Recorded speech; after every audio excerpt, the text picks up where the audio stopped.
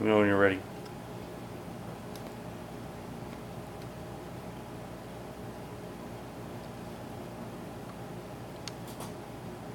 Rolling. So this is the Telecom USA 1996-1997 phone book.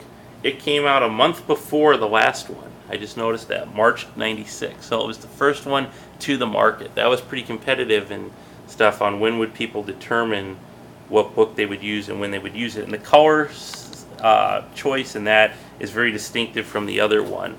Also on here, they had the how do you change and adapt in a marketplace when you're not the incumbent? You're the new player on the block, and there's already somebody who everybody's kind of comfortable with and has the brand and the name recognition. So you have to be innovative and you have to change. And I feel like this is the peak of innovation and change within the phone books. I'm really going to emphasize this in touch because this is something that you did not see in that. And what's cool is you dial this number 319-362-9955. You would dial that. Then you could dial these short keys that are like 1, 2, 3, 4 or whatever, and it would just kind of guide you along the way with that. So we can just take a look at it here.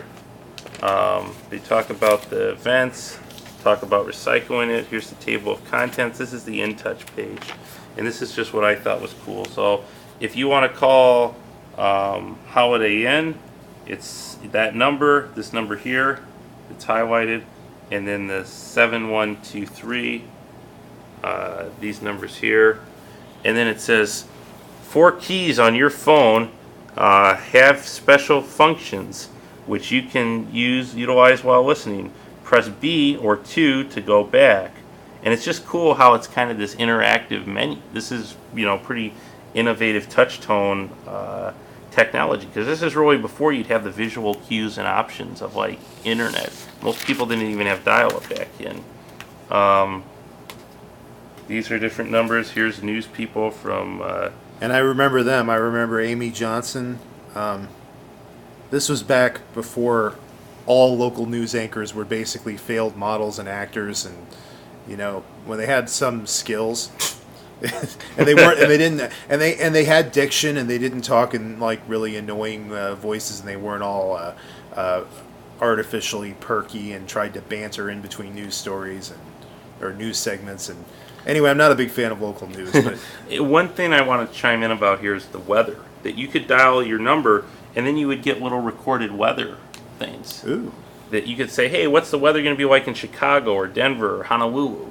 And you dial that number, the local number that's no long distance cost to you, and then you get to know all this weather information. I mean, if you had cable, yeah, you could probably see it on the Weather Channel, maybe. But this, if you waited for it. Yeah, and this gave you the option here, so you could hear it and all that stuff. I don't know why they give you the alphabet. Oh, and I remember Wade Wagner. I actually met him a couple of times. I met him too. He's a pretty cool guy. I think was he going to run for city council recently or something? I think so, yeah. He used to come into Half Price Books too. Pretty cool. Oh, and this is the business stock line section. So this would tell you the stock and the ticker symbol and all that. So they have a couple of main companies. Rockwell International, Quaker Oats, big companies in town. And you could get the stock update because you're all a bunch of money-grubbing day traders that love paying short-term capital gains on stuff with your myopic greed and profiteering.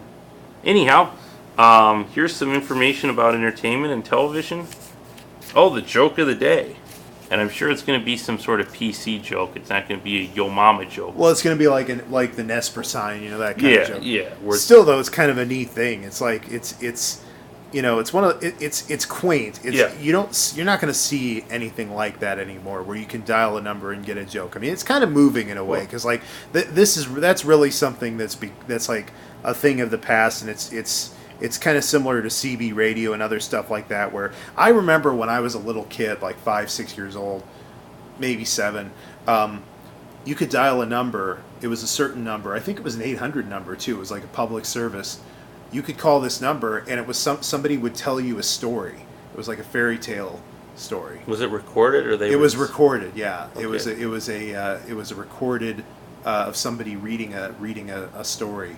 And so, I mean, if you're some like lonely kid, like a latchkey kid, and your parents work, and they're never going to be able to be home to read you a bedtime story, something like that is pretty meaningful, where you can dial a number. And even though it's just a recording, it's kind of a cool thing, and it's the kind of thing you don't see anymore. Nowadays, some kid all by himself at home, he would just like look up Hansel and Gretel in a YouTube video or something.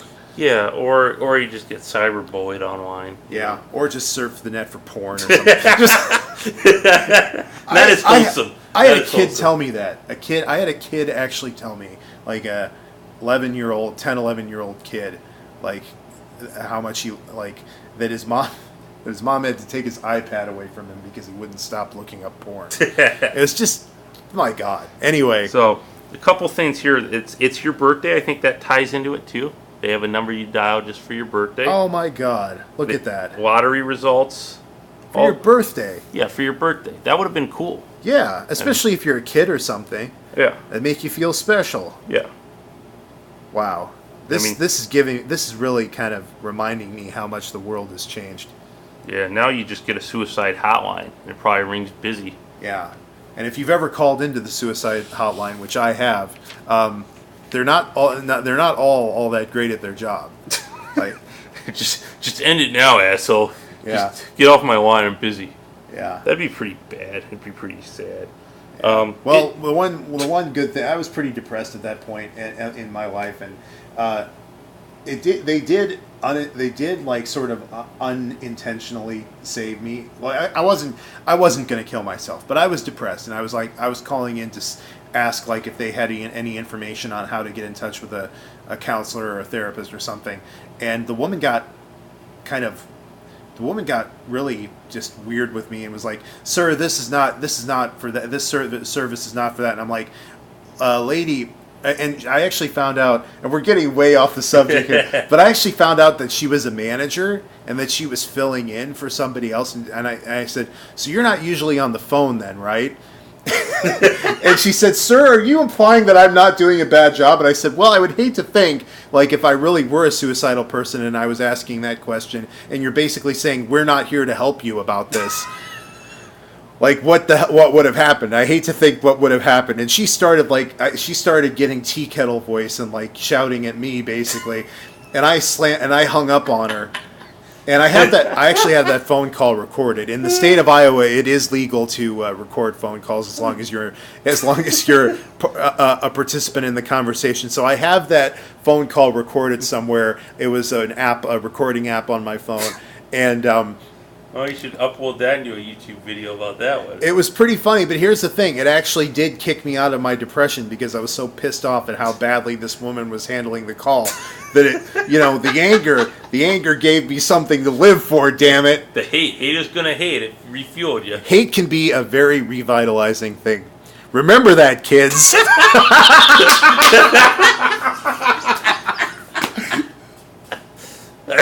McLeod phone books. So anyway, yeah. Yeah. That was a good one, dude. Well, we're talking about talking on the phone and calling certain numbers. Yeah, and the emotional response and yeah. Anyhow, the Dubuque Greyhound Casino. I thought that was kind of cool because now it's not even called. It's like Diamond Joe. I don't even think they're like Dubuque Greyhound Park and Casino, where the river runs wild or something like that. Or the Come Out and Play, I think was it. But what's interesting is I think Dubuque, the residents of Dubuque actually had an equity stake in the casino. You know what I mean? And they really kind of diversified their economy. It'll be interesting to see if Cedar Rapids ever gets a casino, but I'm not holding my breath. Different other numbers here. Oh, you can dial the All My Children number and get your trashy updates on your soap operas. They have your horoscope number. Yeah, because like if you haven't been watching it in a while, that was actually kind of a necessity, I bet, because like if you watched, like say you watched soap operas and then you missed it for a few weeks, you would need to be filled in on what was going on to even get back into it. So they probably needed to offer that just to keep from losing viewers. Yeah. Because if you missed a day, you missed a lot. Well, I found this interesting. They have AIDS. Yes. Condoms and AIDS. Yeah, How to get AIDS, symptoms of AIDS. public service. Yeah, this was during basically. I mean, it was during the later part of the AIDS scare, but there were a lot of people who still didn't understand how how AIDS worked and what a danger it was, and like how to protect yourself from it. And Just the different health guides. it was a national crisis, and this was back when you could still easily die from it. I mean, now it hasn't been cured, but it can be managed. Back then, it was still basically a death sentence. So they considered it important enough to have in the health guide. This is one of the things that I thought was kind of cool, the Collins Credit Union. If we look at it, they really position themselves now as Collins Community Credit Union. They started in 1935 as the Collins Radio Company Employee Credit Union or something like that. And eventually they turned into this. This is kind of their midway point. Around this time, too, there was a liberalization of membership fields for credit union members. So as long as you lived in Lynn County, you could be a member. Now I think they're in probably 40 counties. Maybe I'm wrong. Maybe it's like 20. But they're in Des Moines. They're in Dubuque. They're pretty much anywhere where money's at. They're a nonprofit, and I think they're a pretty decent credit union overall, just from personal. See, look at that. experiences. Common questions about counseling right there. See, if I had called in 1997, the phone book would have been more help to me than that stupid manager woman who's probably got a few deaths on her hands. Yeah, and a lot of issues. So yeah, they actually had a counseling substance abuse, anxiety, depression, all these things. They have other different ones. I don't know if they have a suicide one here, but they got these are all need help, call for a starting point. And that's one of the things. You got the 211 number here, and you have that for resources. 211 is still a utilized number on the landline. I don't remember what the non landline number is, but I could probably post it in a comment on the video or something. But I'm sorry. Sure. Go ahead. Well, that's just the United Way. That would get you a lot of help, and I think they do try to be very helpful with that. They're not going to get you some sassy woman that's just going to say, "Finish it, man. Finish it. End this call and end yourself." Yeah, United Way of East Central Iowa. And look at all of these different... I mean, I'm not trying to be like this. Hey, I'm Captain Unusual for the United Way. No, but look at this. There are a lot of different things that they offer help with. I mean, this is a pretty wide array of different topics. And I don't know if they're all tied into United Way. I think so, but I'm not 100% sure. But it does look good, and they do try to have resources available for those that really need it. What is bankruptcy? How will bankruptcy affect my debts? And they have a law firm and different groups funded. Here's another one, Hawkeye Downs. They have their own thing with information there. Yeah, so they're I mean, And then your local businesses are helping you live a better life. collections and recycling information here. Oh, the Colonels, man. I was going to baseball games right around this time. The Cedar Rapids Colonels games. That was at the old stadium, which I haven't even been to the new stadium. I liked the old stadium because it was facing the other way. It was facing downtown, so you could see downtown off in the distance. It was very aesthetic. It was very cool. I haven't even been to the new stadium. Wow. I think it would just upset me because I really like, even though I don't like baseball, I just enjoyed, it was just kind of cool to be there, the atmosphere of it, watching it get dark, and like you could see the skyline off in the distance on a good summer day, and you could watch baseball, and that was a cool thing. All my memories of baseball are at the new stadium. Yeah, that's interesting. I've only ever been to the old one. And of course, like I said, I wasn't really into baseball. We mainly went just because like every once in a while you could get tickets for a pretty low price. They'd have a deal or something. So, but probably stopped going. Like probably the last one I went to was I was maybe in my mid teens or something like that. So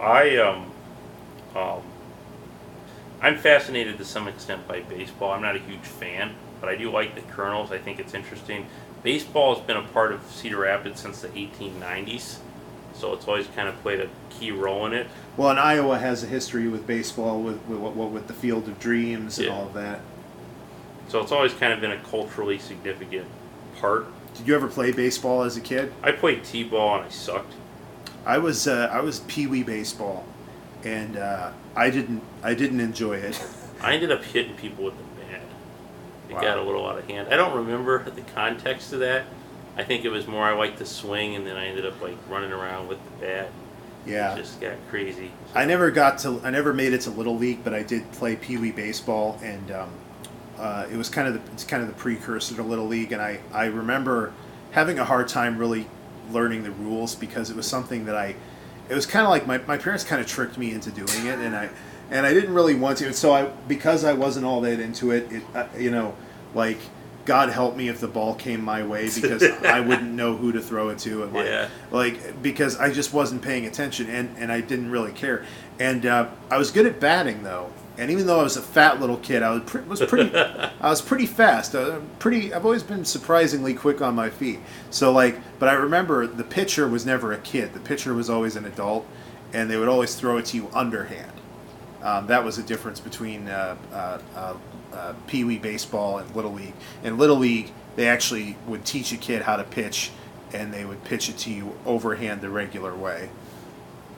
Yeah, I barely remember it. I know that it was just not pleasant. Yeah, I was like you. I didn't really care. I didn't enjoy it. I would really rather have just I would have rather just stayed home and watched Where in the World is Carmen Sandiego, but it's just something. My parents got the idea in their head that it was a good thing for me to do, and it wasn't a terrible experience. There were a couple of things that were kind of traumatic, but I didn't enjoy it, but it's kind of nice to have the memory, I guess. Kind of like you look back on something and it was a bad time in your life, but you still remember it in a nostalgic way. It's kind of like that. Even though I didn't enjoy it at the time and I probably had no business doing it, I still kind of have nostalgic thoughts about it. What's interesting how they had games that were always at 7 p.m. I think they have lunch games and noon games now with that. And then this is something that I thought was interesting. The Cedar Rapids Bowling Center and Volleys. I didn't think Volleys was really 20 years old, but it is featured here. They have numbers about... Volleys, yeah, that's still going strong, too. Yeah, it's grown quite a bit and all that. But I thought all this stuff was kind of interesting with that. I was just over there today, yeah. The voice of the Hawkeyes. We're going to win. We're going to win the football game. We're going to go to the Loser Bowl, and you're going to drop thousands of dollars on this because this is what we do. We're winners. And then Compass is a thing that's it's like to me, the common man's ACT and SAT thing. Because if you went to Kirkwood or anything like that, they had a Compass test, I think. And maybe this Compass and that one are totally different. I could be totally off, but I'm pretty sure they did a thing called a Compass test. Did you ever do one at Kirkwood? Do you remember? I remember Compass tests. I don't think I did one at Kirkwood, but I remember hearing. I remember hearing about Compass tests. And that was like a placement, but it was not a. You got to spend all this money getting your ACT and getting your ACT prep shit and getting all that stuff going. It was more basic like that. But another thing, this is I think the only place where McLeod's really mentioned. There's the McLeod TMO. I don't know if that's like telemarketing organization. I think it's telephone something. They sold phones and equipment and stuff. But calendar of events here. Is that another? Look at it's a picture of somebody dressed as Clifford the Big Red Dog. That's the real dog, man. Community life, yeah. I'm just kind of breezing through because we've got about 10 minutes left or so, but okay. Well, here's some more. What's this? This is the University of Iowa seating. Then they have kernels. Yeah, event seating, kernels, community life. If you want to go for a run. Maps. But see, these are in black and white. The one that we saw in the other book was in color. Yeah, which made it a little bit... Yeah, it was more readable and stuff. Downtown Skywalk system again. Yep. As well as the city bus department. I don't think the other one had the bus one, but I might be wrong. I don't know if we saw that. More details about points of interest. Points of interest. What the hell is that? Corps of Engineers recreation areas. Oh. And then it shows like all of the things that they have and don't have. Okay, cool. Let's see. Yep. Some more of that. And we're getting into the maps. Oh, ooh, look at that rainbow. It's just Yep. like Apple. Oh, man. It's fold down. Ooh, yeah. centerfold, baby. Oh, hell yeah. This is hot. full map, full action. This map. is just so hot as hell. And here we can just kind of see the area. You want to? Well, I was going to say you can just guide it a bit so we can. Oh see yeah, the so you whole, can see Marion. Boom! You see Marion. You see all this all the way out to Hiawatha. Full color. Yep, Thomas Park. You've seen some of my videos taken from there. Great to live in K-Hawk country. K-Hawk is still around, 98.1. It's a country station. Yep, they have a streets guide there. Back in the 90s, we had Back in the 90s, we had a sensible number of country music stations, which was one. And now pretty much every radio station on the dial is a country music station. But, yeah, look, there's a computer of the time. Yep. 900 call blocking. Basically putting yourself on the do not call list. Service info. And see, this is call before you dig. Shovel your way out of the shit. Yep. And this is before they had 811 dig, Another computer. which is a standardized number. A woman dressed in ladies' formal wear of the time. That suit probably has shoulder pads. Really stylish, man. Here's the zip codes again. And they got a Bettendorf zone. And this is kind of preparing to be the 563 number. Again, they have the price points for what it will cost you. Long distance calling, postal information. That was kind of cool, actually. They have the zip codes and all that. I mean, this wasn't just a phone book. This had voter registration. They form. still did that. Had a lot of resources. Yep. A lot of things that, I mean, it wasn't just a directory. It had documents. This is the nuclear fallout plan or emergency action plan. Yeah. There it is. Oh, yeah, it shows like which people are going to be killed by radiation Yeah, poisoning. you want to be around here, just like get wiped out first. Yeah. Instead of the other stuff, it kind of sucks there. But I think the plant's gonna be shut down in 10 years anyhow. So, oh hey, missing people. Oh, Johnny Gosh. Wasn't that what we watched a documentary on? Yep, that was the kid who was supposedly sold into the underground sex ring, child sex ring, that was frequented. A lot of boys from the Boys Town in Lincoln, Nebraska, were taken for that, sold into sex slavery for rich and powerful pedophiles. It's a pretty messed up thing. It happened in 1982, West Des Moines. It's a disturbing story. That was really when the people before that, people didn't really think in terms of stuff like that actually happening, but that really was a nationwide case that raised awareness about stranger danger and stuff like that. And he was a newspaper boy. He was kind of the last of the newspaper boys. That's when it became like people with cars and older people that did it. You know what I mean? Yeah. Pretty horrific stuff. But, so we could probably skip through a lot of the government pages. Yeah. And just, Abbey Center for Community Health, Mental Health. Yep, which is no longer around, thanks to deinstitutionalization. Well, I mean, it's still around. It still exists in some form, but it's not the huge it's not an institution. It's a bunch of halfway houses that are minimum security and just... And there's some crazy-ass people there that they got to try to take care of. Everybody wants to take away your guns, but nobody wants to, lock up your crazy. Lock up the crazies. I mean, honestly, and give them some help.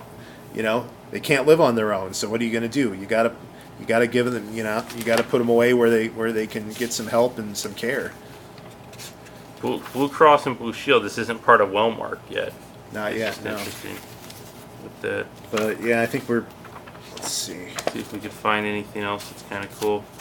Probably go to the back. Yeah, go to the yellow pages there. Here's some of the pharmacies, which I think is just a little cool, just a tidbit, because now it's all CVS's and Walgreens. You got Clark's Pharmacy, which is independent, but what else do you have? Sample Song's gone.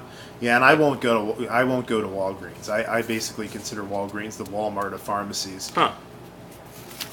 So okay. So Hy-Vee still has some. Yeah, and I do like Hy-Vee. I support Hy-Vee in a lot of the things they do. What's that ad with the fish?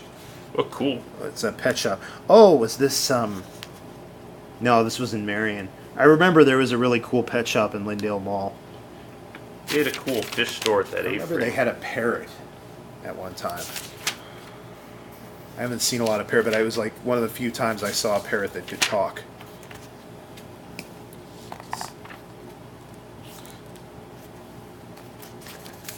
Mandarin Chinese restaurant. Oh, a van? I know, the van can't caught my eye.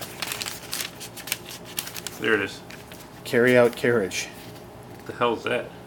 Carry out delivered to your home and business. Oh, That's cool. Restaurant carry out, like for events and stuff. Okay. Dairy Queen. Yeah, the Dairy Queen in Kenwood has been open for like 60, 70 years, right? The one on First Avenue? Yeah. Yeah, the one on First Avenue in Kenwood. And then the one in Marion is, I don't know if it still is, but it used to be owned by the former mayor's daughter. And they're kind of a cool family, the Buskas. They made a lot of money after the flood, flipping houses. And he was actually a pretty good mayor. He kind of delayed all of the 7th Avenue roundabout gentrification bullshit that's unfortunately happened now. But they were a pretty cool family. I got my Save 7th Avenue sign from that Dairy Queen location. And his daughter always seemed pretty cool. There's always pizza right there, right above it. Yep. Oh, and that logo, you can still see that on the side of the building. That very same logo there. It's good. Well, that's what the sign. Can't say it much better than that. But, yep, 3 minutes left, and we're making good time here. One thing that I didn't notice that I thought I would is that they'd have a menu just for restaurants. Oh, this is cool. It talks about the sizes because both me and you have some ties. Yes, we both have worked at phone book publishing companies. Phone book companies and yellow page companies, and yeah, we had to learn some of this logo: 2HS, 3HS, quarter columns. That's pretty standard industry talk. Well, now they pretty much are 3HS or 6HSC, which is color. They used to also have double, yeah, and depending on the area, they had double half columns. You know, yeah, you kind of had to learn different terminology that applied to different places because certain cities of a certain size would have certain size columns, and that was kind of interesting working that job. It was probably, we were probably among the last of that era of people. Yeah. So. Oh, the Newsline. This is actually when you see news, dial Newsline 9 at 365-9999. Newsline 9 makes you a part of the KCRG TV9 news. Or star 9 on your U.S. cellular phone. Yes, I remember that. But also so that they could steal your footage. And yeah, these days you'd be better off just putting it up on YouTube, making some money. One of the other things, too, that I was going to say is Cityline. Do you remember the Cityline service? Yes. That's gone, too, and that was from the Gazette. And to me, kind of to cap this off, this was the end of the analog era. It was. Think about all the resources you had at your fingertips, that all you had to do was dial it in. You didn't have to Google anything. You didn't really have to do a lot of other work, and you only had to punch in one number that you could probably save on your frequently dialed numbers, and then punch in 4 numbers. Yeah, you had to look. You had to do a little bit of work. You had to look it up, and you had to dial the number, but it was free. Mm-hmm. No data caps, nothing like that. It was all very accessible. It was all readable. It was pretty accurate, and it really was a value adder. Because I've interacted with different people that are older that really use 411 and use other services, really phone books and stuff like that, to try to get information, and it's just either not accurate, not updated, not there, or this was, and this is, yeah. And we'll end on this, 100.7 The Fox, classic rock, still around, still pretty much the same station that it was back then, classic hits. There's the Fox mascot. They're the station that has Bob and Tom in the morning, although one of them retired. I think it's Bob and some woman now, or might be Tom and some woman. I forget whether which one retired, Bob or Tom. But Bob and Tom with that. Yep.